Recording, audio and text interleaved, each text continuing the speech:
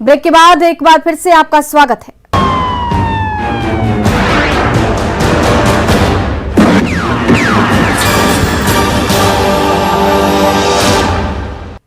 अठारह फरवरी की तारीख थी। रात के 12 बज रहे थे। पूरा गांव रात के सन्नाटे में तब्दील था।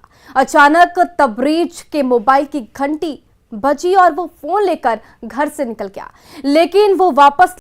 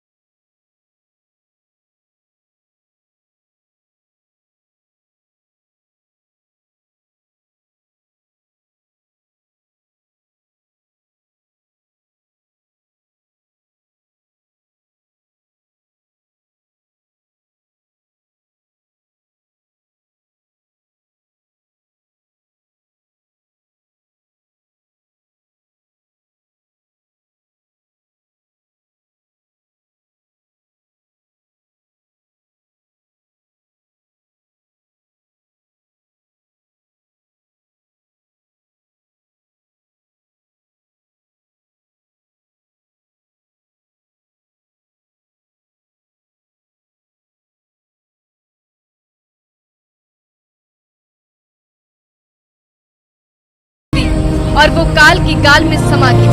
सुबह होते ही परिवार में मातमी सन्नाटा पसर गया। मीडिया द्वारा मिली है और ये 12 साढ़े 12 बजे के बाद कॉल आया। उसके बाद ये गया घर से निकल के, घर पूछा लो तो बोल रहा है 5 मिनट में आ रहे हैं। और शाम तक सोशल मीडिया द्वारा हम लोग को पता चला कि भाई है मेरा तबरेज आलम, और इसका 100 मुजावना के नहर पे मिला। और फिर हम लोग रात में पुलिस स्टेशन गए, वहाँ से गोपालगंज चला गया था। सुबह 6 बजे मालूम हुआ, ग्रामीण जानता हमारे पथरा मौजे के कुछ लोगों ने फ़ोन किया कि देखिए मुजावना और पथरा पुल के बगल में पथरा ग्राम के नदी के किनारे एक अज्ञात लाश को लोग बिगे हुए हैं, ये आप थोड़ा पुलिस को कंफर्म कीजिए। तो मैंने क्या किया, मैं थाना में मुखिया गोरख साह ने ग्रामीणों की सूचना पर मांझागढ़ थाने की पुलिस को फोन कर पूरी घटना की जानकारी दी, जिसके बाद मौके पर पहुंची पुलिस शव को अपने कब्जे में लेकर मामले की तफ्तीश में जुट गई। घटना के बारे में बताया जाता है कि 18 फरवरी की रात मांझागढ़ थाना क्षेत्र के नासिक छपरा गांव निवासी तबरेज आलम खाना खाकर अपने कमरे में सोने चला गया था। घर के भी सभी सदस्य गहरी नींद में सो रहे थे। तभी आधी रात को तबरेज के मोबाइल फोन पर घंटी बजी और वो नींद से उठ गया और फोन पर बातें करने लगा। फोन पर दूसरी ओर से आ रही आवाज उसे अपनी ओर खींच रही थी। तबरेज ना चाहते हुए स्याह रात में उसकी ओर खींचा चला गया। वो अपने आप को रोक नहीं पाया। वो अपनी मां तबस्सुम खातून को 5 मिनट में घर वापस लाने की बात कहा था, लेकिन वो वापस नहीं आया। जब सुबह हुई तो मुजौना नहर के पास तबरेज की लाश मिली, जिसके बाद हाहाकार मच गया। वो अपनी मां तबस्सुम खातून को 5 मिनट में घर वापस आने की बात कहा, लेकिन वो वापस नहीं आया। जब सुबह हुई तो मुजौना नहर के पास तबरेज की लाश मिली, जिसके बाद हाहाकार मच गया। मृतक की भाई सोनू आलम ने बताया कि जिस शख्स से मृतक तबरेज आलम बात करता था, उसके नंबर को पुलिस को दे दिया गया है, जिससे आधार बनाते हुए पुलिस कॉल डिटेल्स के आधार पर हत्या की तफ्तीश कर रही है। सुनिए। अभी ये सब प्रभारी ही बताएंगे नंबर दिया गया है थाने में, ट्रेस होगा। ट्रेस करने के बाद ही पता चलेगा किससे बात हुई है, किससे बात नहीं हुई है। क्या करते थे ये तो पढ़ाई करता था, मेरे साथ ही एक ही कॉलेज में थे हम लोग, भोपाल। सोनू और तबरेज दोनों एक ही कॉलेज से इंजीनियरिंग कर रहे थे। शव मिलने के बाद से परिवार में चीख पुकार और चित्कार की आवाज गूंज रही थी। मां तबस्सुम खातून का रो रो कर बुरा हाल हो गया था। वो बेसूध पड़ी थी क्योंकि उसके जिगर का टुकड़ा अब इस दुनिया में नहीं रहा। शैतान उसे मौत के घाट उतार दिए। भाई सोनू का भी कलेजा चाक हो गया, आंखों से आंसू सूख चुके थे। वो बार बार फोन पर बात करने की बात को दोहराता रहा।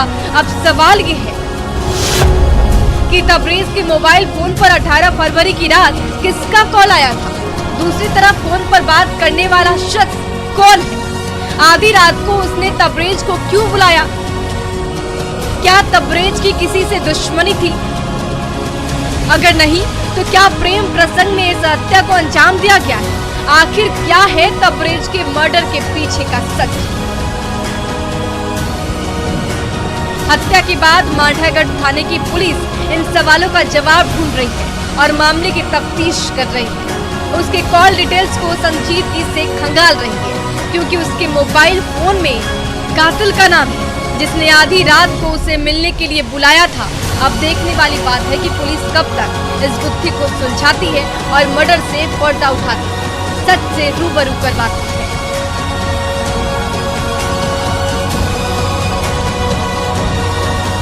न्यूज़ 18 के लिए गोपालगंज से गोविंद के साथ ब्यूरो रिपोर्ट।